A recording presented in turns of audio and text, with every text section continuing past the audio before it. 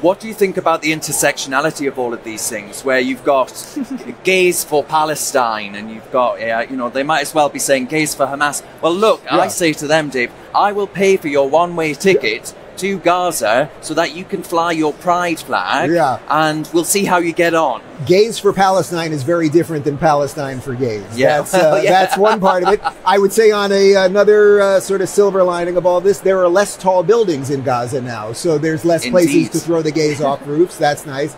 No, it's extraordinary. It's so psychotic that it's almost like, how could we possibly be talking about this? How could a group of, you know, thought of liberal, they're not really liberal, obviously, but leftists in America, blue-haired leftists who have no gender, and they have, well, they like to chop their genitals off. They do. And it's the other people who want to chop their heads off. So there's something about chopping that makes sense with these people. Or Greta Thunberg. How did we get a class of people, of young people, and I think there's many reasons for this. It's algorithmically charged, it's post-COVID charged, social media, which made us more antisocial, and how you can infect people with all of the wrong ideas, and so much of the gender and trans stuff particularly is a social contagion, not a genuine psychological issue, but that's a different topic altogether. But if you would have said to any of us 15 years ago, there are literally going to be people breaking into Israel to shoot Holocaust survivors in cold blood and murder children, and then on college campuses in America, 3 days later, there will be genderqueer, whatever you want to call them, cheering it on. Even someone like me, who's been a little bit ahead of this, would think this is completely insane. And yet it's also very obvious. They have whittled the world down into oppressed and oppressor. And once you do that, you will do almost anything to defeat the oppressor. You will, there is nothing too barbaric, actually, which is a lot of the messaging that we've seen.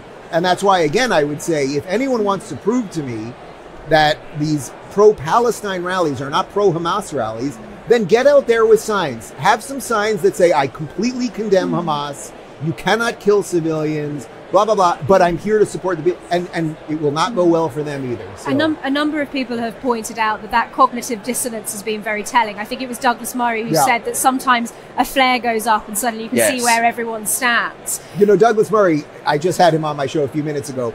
Douglas obviously wrote A Strange Death of Europe, 7 or so years ago, which clearly has become prescient relative to where we're at right now. But another line, and I recommend you guys use this too, and I always credit Douglas for it, so I'll credit him again, that he has said is that one day the barbarians will be at the gates and we will be debating what gender pronouns to call them. And that's basically where we are right now, instead of really addressing what the issue is.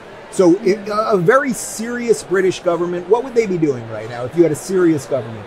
You would be looking into deporting people. You would be looking at what do we do about people who hold dual citizenship or whatever else. How are we going to deal with speech if you are going to quite literally call for genocide, or if you're just going to march in front of a store that happens to be owned by a Jew? Those people have rights too, and those are law-abiding British citizens. So if Britain was a serious country, and by the way, I don't mean that with disrespect while being here, because America is not either to a large extent. You asked me about DeSantis a few minutes ago. I mean, I think Florida is a serious state in a very unserious country. But these are the questions that we should be asking and trying to figure out answers to. Have you got what it takes to be a reasoned presenter? Well, send us a short clip of yourself to join@reasoned.uk and we might be seeing you on this very channel very soon indeed.